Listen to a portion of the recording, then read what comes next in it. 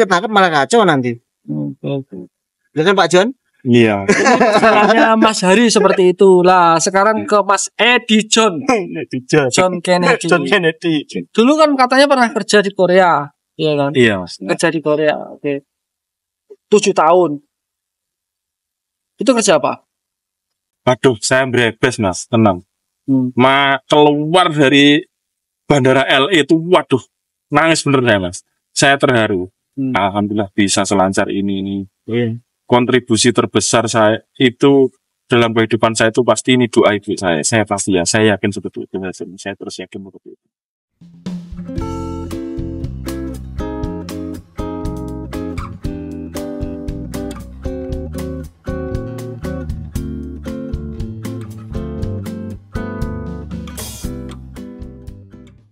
Sama Mas, rata-rata di sana kerja pabrik. Pabrik. Iya.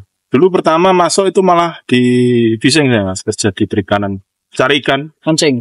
Enggak, jaring Mas, jaring ya.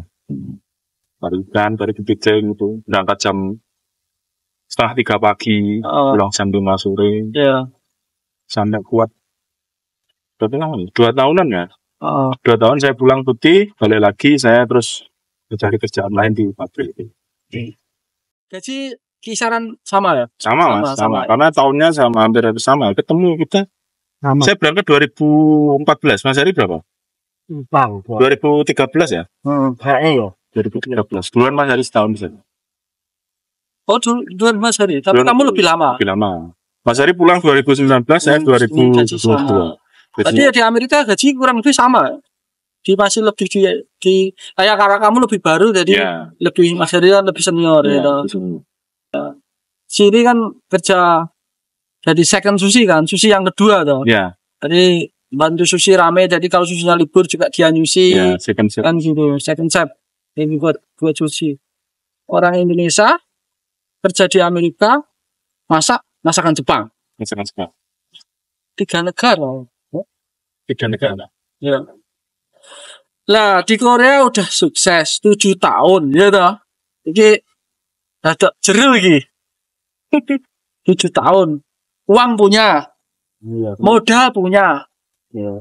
Terus waktu itu pulang dari Korea setelah 7 tahun di Ponorogo ngapain Mas? Saya kerja dulu apa? Pulang dari Korea itu karena saya nggak berharap pulang sebenarnya Mas. Karena ada sesuatu hal jadi saya terpaksa harus pulang. Jadi intinya pulang ke Indonesia itu belum siap.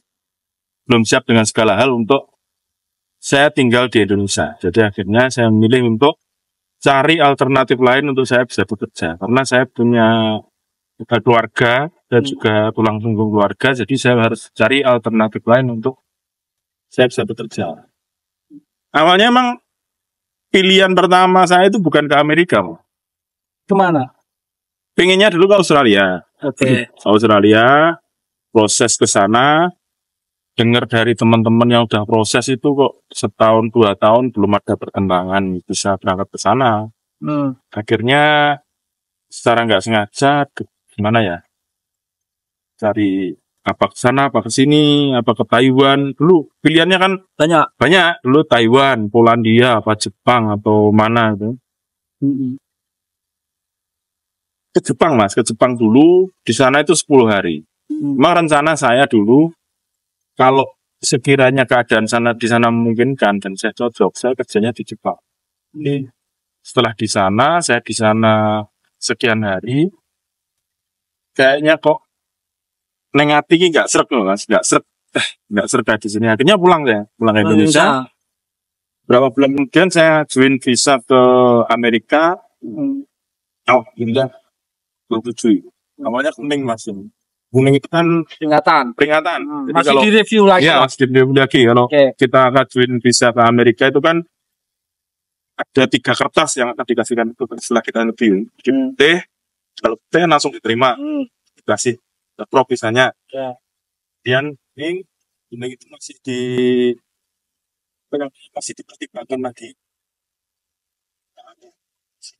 Kemudian yang 2, 3 itu yang merah muda ya. Kalau merah itu ditolak. Jadi saya kuning. Masih ada kesempatan. Ada kesempatan. iki wis mbuh Mas mati urip engko aku lho anu Mas. Pokoknya mental dongo wirid kabeh. Segala macam sampai aku ki wis koyo weden ya Mas delok YouTube. Nek oleh kertas ngene piye dapat kertas kuning itu gimana. Waduh wis.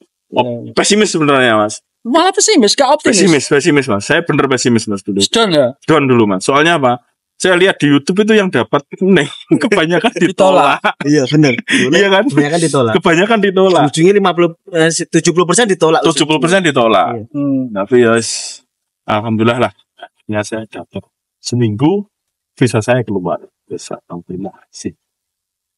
Tapi kan punya pengalaman 7 tahun di Korea, punya modal. Kenapa nggak mencari kerja di Indonesia atau buka usaha? Nah, setelah sebelum ini jeda antara pulang di Amerika, pulang dari Korea, terus mau masuk Amerika kan ada jeda tuh. Itu kegiatannya kerja apa?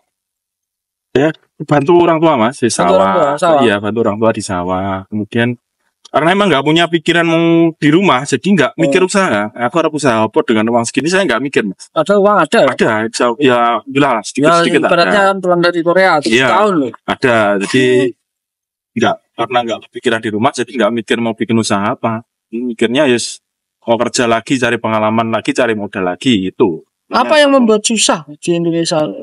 Apa seperti usaha kok takut mau usaha? Ya. Aku kemarin melihat di profilmu kok sepertinya dekat dengan Bupati Ponorogo, Pak Sugiri Sukoco. Itu gimana? Tolong diceritain itu.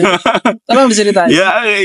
Ya apa ya, karena kebetulan Pak Giri itu tetangga desa, jadi dari Sampung. Desa Ngelangkulon itu kan sebelah barat desa saya, jadi gimana ya, nggak sengaja juga ya ketemu Pak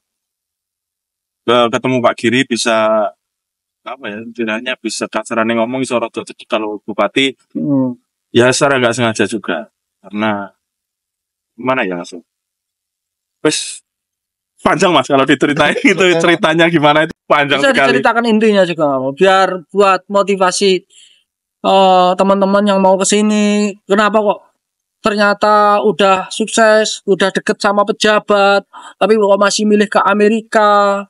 Ya, gitu. Ya karena nggak tahu ya Mas ya. Pokoknya dari awal pulang dari Korea masih di Korea, saya masih di Korea. Udah nggak mikir di Indonesia. Udah nggak mikir di Indonesia. Meskipun deket dengan ini itu saya. Tapi kan sempat kerja kayaknya sama itu. Sama di Ponorogo sama ikut aktivis atau iya kalau Pemkot. Kalau enggak Mas, kalau di Pemkap enggak, cuman apa ya, kayak saya orangnya seneng berorganisasi Mas. Seneng kegiatan sosial, seneng apa, jadi hampir setiap kegiatan sosial di desa saya itu saya selalu ikut semua, dari mulai Karang Taruna, mulai ada komunitas yang pertama saya ikuti, saya ingat Mas, komunitas pertama yang saya ikuti itu CCC namanya, Caranajo Culture Center ya. Itu sebuah komunitas budaya Mas di desa saya. Jadi tentang apa ya? Literasi sejarah. Jadi di sana kemudian saya juga ikut banyak kegiatan sosial di masyarakat juga. Jadi di apa ya? Ya seperti itu Mas, pokoknya kegiatan di kampung seperti itulah pokoknya. Iya. Kebanyakan seperti itu. Jadi nggak ada pekerjaan tetap kalau waktu itu di. Berarti ke Amerika itu sebenarnya nyoba-nyoba ya. Nyoba dapat. Nah, apalagi kenal Mas Hari dari linknya dari Mas Hari ya. Dapat informasi kerja di sini kan sama Mas Hari kemarin. Kesini sama saya. Kalau di Virginia ya. Kalau sebelumnya masuk Amerika itu random juga Mas itu. Random juga, jadi ke sini random ke sini, terus saya juga nggak berpikir nyampe di Amerika ntar gimana cara cari kerjanya, gimana caranya, saya belum pikiran sampai sana. Akhirnya berapa hari sebelum saya terbang ke sini saya cari-cari informasi tentang agen-agen yang mencarikan pekerjaan di sini. Setelah di sini belum berangkat ya biar sampai sini dapat kerja. Ya, setelah di sini saya jadi malam itu saya nyampe di LA, di LAC itu. Saya nginep di sana 1 malam di Los Angeles, kemudian paginya saya terbang lagi ke Texas. Texas itu di sana ada yang jemput, jadi ada agennya di sana yang mencarikan kerja itu. Kalau Mas John, dulu lulusan apa? Lulusan Saya juga nggak sekolah juga, Mas. Saya cuma lulusan SMP ya. SMP ya? SMP. Terus bisa berangkat ke Korea gitu. Itu gimana ceritanya? Lika-likunya seperti apa? Susahnya dulu lah, jangan senang. Wih, Senangnya susahnya ya susah, Mas. Saya tes 2 kali ke Korea itu. Tes pertama itu 2013 saya nggak lulus. Kemudian saya tes lagi 2014 alhamdulillah lulus. Nah itu. Ya nggak ada pandangan lah. Kalau orang kayak saya itu dari keluarga yang pas-pasan. Jadi niat ya? Iya. Niat nawa itu pokoknya. Nawa itu bismillah ya kan? Dapat terus di Korea lama 7 tahun pulang. Memang di rumah nggak ada kerjaan, maksudnya memang udah nggak pikir buka usaha. Nggak pikir. Emang kalau cari kerja. Nggak kepikir buka usaha di Indonesia, kenapa? Kondisinya seperti apa yang sampean rasakan kok sampai pengen keluar negeri aja lah? Ngapain di Indonesia? Aku tak us. Apain di Indonesia, mungkin ada alasan tertentu susahnya buka usaha atau susahnya cari kerja. Terus aku tak udah punya pikiran dulu ya sebelum buka usaha. Kenapa bisa seperti itu? Apa faktor yang menyebabkan kok susah sekali sepertinya mau hidup di Indonesia ya? Banyak, Mas. Jadi banyak sekali. Kalau kita ya, mungkin saya Mas Agus, Mas Hari mungkin tahu ya kehidupan di luar negeri itu seperti apa. Ya. Jadi mencari pekerjaan di luar negeri itu seperti Gampang, apa, ya pekerjaan kan? di luar negeri itu seperti apa. Yang penting punya temen baik sama orang. Yang penting baik sama orang, punya kemauan, kita punya semangat, kita mau belajar, kerja apapun bisa, Mas. Saya tuh dulu naik sini apa bisa apa-apa ya, nggak bisa apa-apa kan. Motong timun aja sekarang dulu nggak bisa. Jadi yang sekarang semua dipotong itu. Meja dipotong. Sampai tangan saya juga kena besok. Oh iya kan? Yang penting mau usaha itu. Kalau susah, Mas, nyari pandangan usaha di Indonesia itu wah susahnya minta ampun. Apa faktornya? Itu kendalanya apa kok? Kendalanya apa ya? Ya banyak, Mas. Sebenarnya yang saya lihat loh ya. Saya lihat orang teman-teman saya yang dari Korea ya, dari Korea lebih bawa banyak uang dari saya buka usaha. Jadi di Korea itu dulu dia udah di Indonesia bikin usaha, punya usaha, setelah di rumah dia tuh pulang dikelola, setelah dia kelola sendiri akhirnya apa? Tumbang juga, Pak. Akhirnya pilihannya juga keluar negeri lagi. Apa itu faktornya? Faktornya mungkin modal juga, Mas. Tapi kan dari Korea modal udah gede. Yang modal dari Korea kurang tetap ya? Nggak bisa. Karena masih susah ya? Masih susah, masih di Indonesia ya? Masih susah, Mas. Masih susah. Jadi sekarang itu dulu mungkin masih sedikit ya yang keluar negeri yang punya uang, yang buka usaha itu dulu masih sedikit. Sekarang itu masih udah banyak, kan? Kita bikin usaha apa? Teman kita itu pasti pulang bikin usaha yang sama. Hampir seperti lemahnya di situ. Oh iya, lemahnya di situ. Kita bikin apa ya? Peternakan ayam petelur. Kita bikin dah bagus, dah ini ada teman lagi dari Korea bikin yang sama, dari teman bikin yang sama. Produksi itu banyak, permintaan pasar nggak ada. Akhirnya apa? Harga pakan naik, harga telurnya turun. Untuk pemerintah gimana? Ada bantu atau seperti apa? Nggak ada. Nggak ada, Mas. Sebenarnya banyak sih. Kalau saya ikut apa ya? Kayak seminar itu banyak sekali, Mas. Seminar dari anggota DPR tentang sosialisasi ini, tentang memperdayakan TKI itu pasca pulang ke Indonesia itu bagaimana diberdayakan. Banyak, Mas. Tapi sebatas teori. Jadi sebatas teori ngomong gini, tapi sama aja kita tetap kenyataannya nol ya. Kenyataannya nol, Mas. Kenyataannya beda sekali. Jadi ngomongnya gampang tapi enggak. Mereka beri nasihat tuh gampang gini. Saya pernah nyari kerja susah, kenapa dipandang umur harus 20 atau maksimal 25 persyaratan minimal pendidikan minimal SMA. Lah sedangkan kita yang enggak sekolah ini gimana nasibnya? Ini nganggur ya kan. Di Amerika pokoknya punya kemauan, skill, jujur ya, bertekad keras, disiplin, baik gitu. Nyali yang teman banyak, gampang nyari kerja. Terus proses ke Amerika sama seperti Mas Hari? Sama, Mas. Saya dulu prosesnya sama juga. Tapi alhamdulillah saya lebih lancar. Jadi proses itu nggak ada atau penolakan? Nggak ada. Jadi ini lewat mana ya? Jepang. Nah, Jepang kan? Iya. Karena emang skenarionya seperti itu. Jadi saya punya visa Jepang. Dulu pernah ke Jepang, di Jepang 10 hari. Akhirnya pulang itu karena memang vacation di sana kan, liburan di sana. Kemudian ke Amerikanya saya cari tiket itu yang transit di Jepang. Jadi saya punya 2 tiket. 2 boarding pass itu loh. 2 boarding pass. Jadi yang saya tunjukkan ke petugas pertama di Indonesia itu saya mau ke Jepang. Pas bisa Jepang, bisa Jepang saya kan masih ada dilihat. Oke, jadi kan nggak mikir apapun. Oke, terbang ke Jepang, di Jepang transit di sana 7 jam. Kemudian di Jepang masuk ke Jepang ke bandaranya langsung ke LA itu alhamdulillah lancar sekali. Aduh, saya berebes Mas, tenang. Keluar dari bandara LA itu, waduh, nangis bener saya Mas. Saya terharu. Alhamdulillah bisa selancar ini. Kontribusi terbesar saya itu dalam kehidupan saya itu pasti ini doa ibu saya. Saya pasti saya yakin seperti itu. Saya terus yakin seperti itu. Nah, sampai sini dapat link juga teman agen ya. Terus ditransfer juga visanya. Yang tadi kan visa tour katanya ke sini kan. Iya. Akhirnya ditransfer jadi resmi sekarang proses karena di tempat ketemu bos saya di tempat kerja ini loh ya ngarahkan gini. Kamu di sini masih gelap. Karena saya udah berstay Mas. Kamu udah selesai. Sudah selesai 6 bulan lebih saya di sini. Kamu di sini udah gelap. Harusnya pulang. Kalau kamu mau lanjut kerja di tempat saya, kamu harus ngurus namanya working permit sama social security. Buat kerja. Ya. Dulu itu yang salah satu owner di tempat kerja saya itu bilang gitu. Kemudian siapa? Udah lah pokoknya. Bilang gitu, kemudian aduh Mas saya belum ngurusnya itu bayar lagi Mas, saya belum punya uang. Waduh, udah saya pinjami. Yang penting kamu mau ngurus, nanti bayarnya kamu cicil. Yes, alhamdulillah Mas ketemu orang-orang baik itu, saya bersyukur sekali. Sekarang sukses, lancar ya.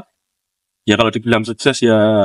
Ibaratnya udah sukses, sudah kerja mapan, nggak ada ketakutan resmi di sini. Gaji udah lebih dari Korea. Alhamdulillah. Jadi ya semuanya punya jalan masing-masing. Iya, semua punya jalan masing-masing. Harus tekadnya seperti itu. Ya, semua kita mau berusaha saja Mas. Karena ada satu quote Mas yang menusuk sekali di telinga.